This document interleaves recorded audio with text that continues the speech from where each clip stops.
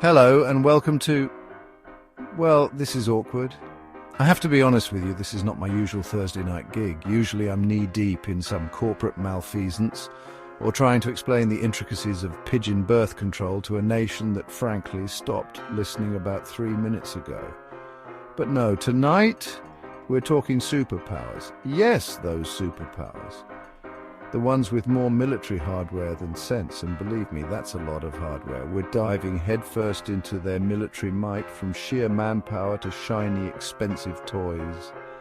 And because no geopolitical analysis is complete without a healthy dose of what-if, we'll be indulging in some good old-fashioned hypothetical conflict scenarios. Don't worry, no actual countries will be harmed in the making of this video.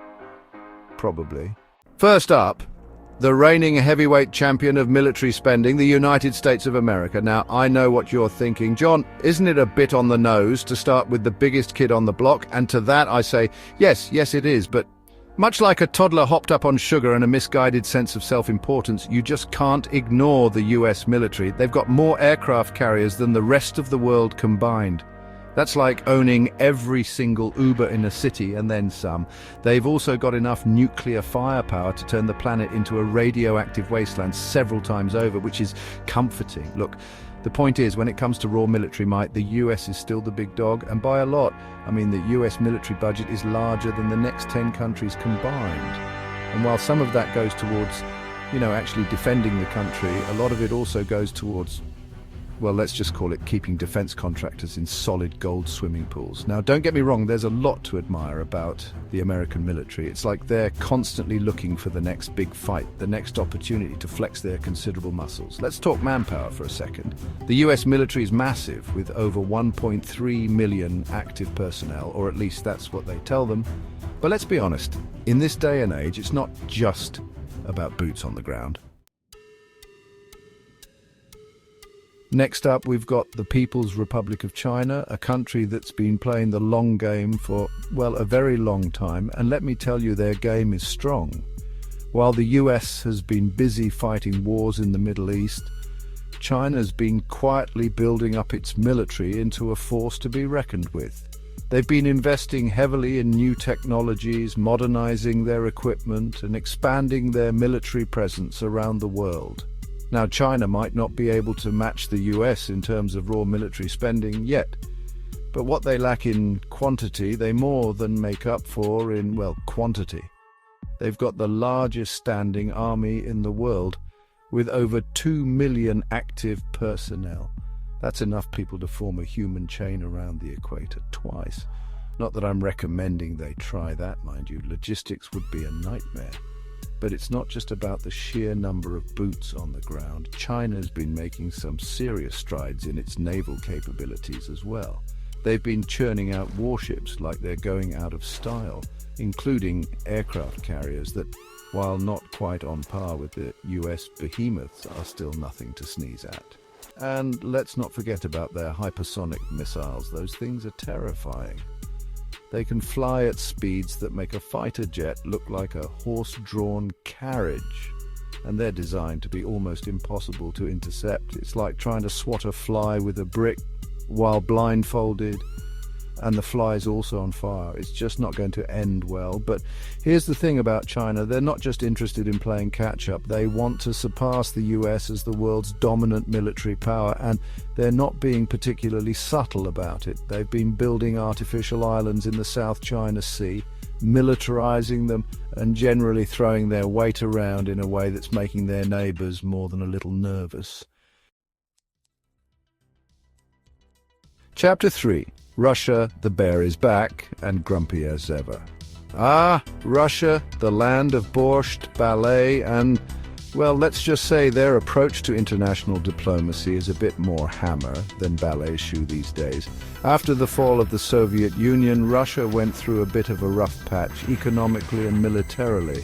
But under the watchful eye of Vladimir Putin, and by watchful eye I mean shirtless, horseback-riding, bear-wrestling autocrat, they've been staging a comeback.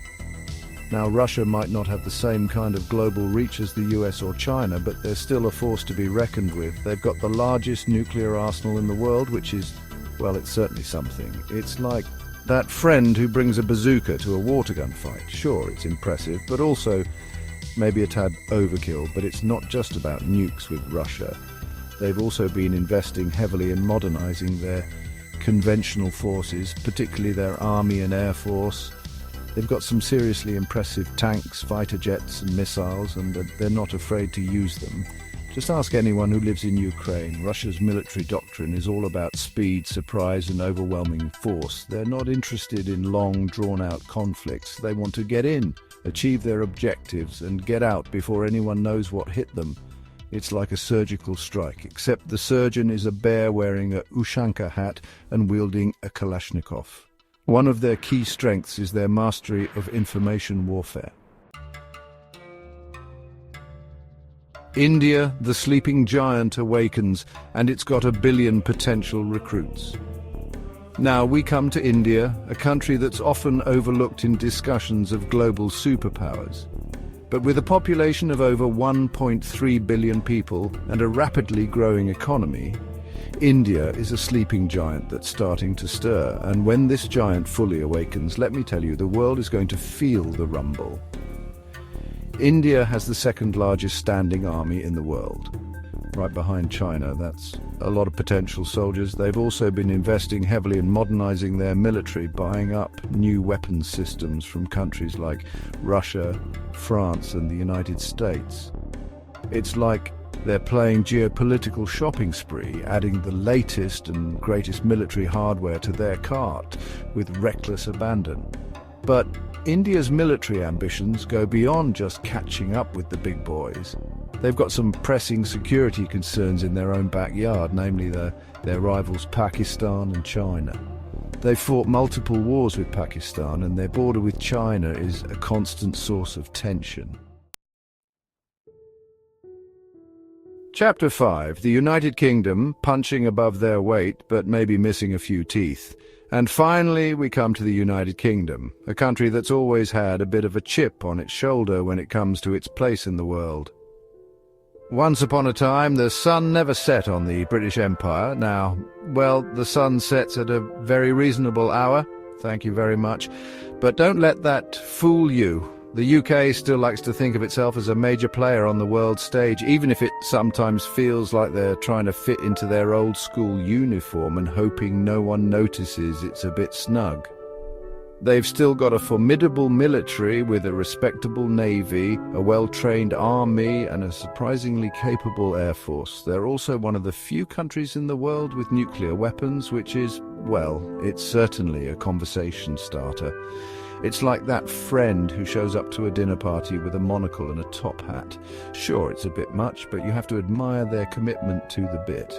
But let's be honest, the UK is playing in a different league than the other superpowers on this list. Their military is a fraction of the size of the US or China, and their economy, while still significant, isn't quite in the same ballpark. It's like trying to compete in a Formula One race with a really nice Mini Cooper. You might be able to hold your own for a while, but you're not going to win any championships. So what's the U.K. quote old S strategy in a world dominated by giants? Well, they're trying to be the best friend they can be. To the United States, that is. They're America's biggest cheerleader, their most loyal ally, their partner in crime, literally in some cases. They're like the Robin to America's Batman, except Robin's wearing a bowler hat and carrying an umbrella. And in this corner, it's the future of warfare. So there you have it, folks. A whirlwind tour of the world's top 5 superpowers and their military might. We've seen the muscle flexing, the technological one-upmanship, and the, frankly, terrifying amount of firepower at their disposal. It's enough to make you want to crawl under a table and wait for the apocalypse to blow over. Or, you know, you could just grab some popcorn and settle in for what's shaping up to be a very interesting century, because here's the thing.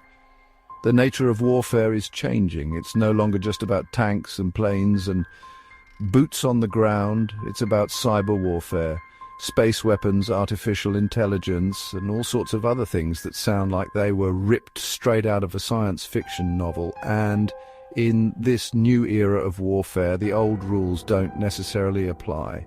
So, who will come out on top in this brave new world? Who will be the master of the digital battlefield? Who will control the high ground of space? And perhaps most importantly, who will be the first to accidentally launch a nuclear weapon because they mistook a flock of geese for an incoming missile attack? These are the questions that keep me up at night. Well, that and the crippling fear that I left the oven on.